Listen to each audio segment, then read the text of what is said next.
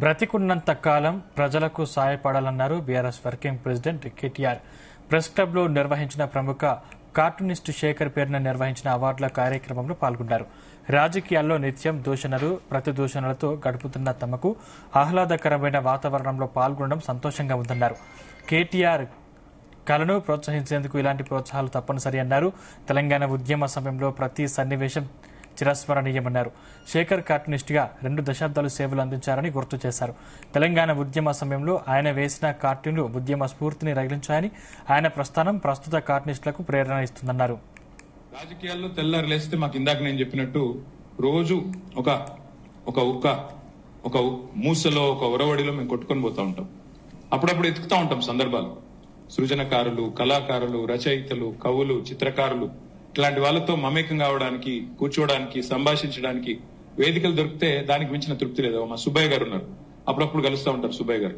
అట్లా మిత్రులు కలిసినప్పుడు డెఫినెట్ గా పాత జ్ఞాపకాలు, స్మృతులు, ఆ రోజు ఎట్లా ఉండేది, ఈ రోజు ఎట్లా ఉంది, మనం అనుకున్నది సాధించామా లేదా, ఇట్లాంటి కొన్ని తెలుసుకోవడానికి అవకాశం ఉంటుంది. అట్లాగే శేఖర్ అన్న గురించి గొప్పగా అనిపించింది. నేను శేఖర్ గారిని వ్యక్తిగతంగా ఎన్నడూ కలవలేదు, కానీ చంద్రకళ గారు చెప్తా ఉండే తెలంగాణ బిల్లు పాస్ అయిన రోజు అప్పటికే క్యాన్సర్ ఉంది, అప్పటికే ఆరోగ్యం దెబ్బతిన్నది, కానీ ప్రత్యేకించి డ్రైవర్ని పిలిచి కారెక్కి కూర్చొని నేను పోవాలని చెప్పి జిద్దు చేసి గన్ పార్క్ దగ్గర పోయి కూర్చొని కొద్దిసేపు మురిసిపోయిండు.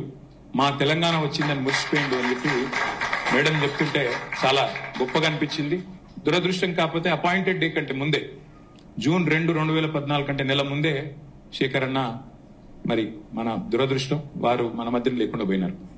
బట్ ఏదేమైనప్పటికీ పెద్దలు చెప్తారు, 1 పిక్చర్ ఇస్ వర్త్ 1000 వర్డ్స్.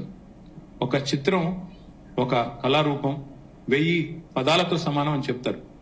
నిజానికి నేను కూడా మొట్టమొదటిసారి కార్టూన్లను చూసింది చిన్నప్పుడు ఎక్కడ అంటే అందరిలాగానే ఆర్కే లక్ష్మణ్ ఆయన మించిన కార్టూనిస్ట్ నాకు తెలిసి భారతదేశంలో సమకాలీన రాజకీయాల మీద, సమకాలీన సమాజం మీద ఆయన చేసిన కామెంటరీ, ఆయన చేసిన వ్యాఖ్యలు వ్యంగ్యంగా, శుతిమెత్తగా, ఎవరిని నొప్పించకుండా అద్భుతమైన ఒకటే 2-3 రేఖలు, 4 పదాల్లో ఆయన చేసిన జ్ఞానబోధ బహుశా భారతదేశంలో ఇప్పటివరకు ఎవరు చేసుండరు.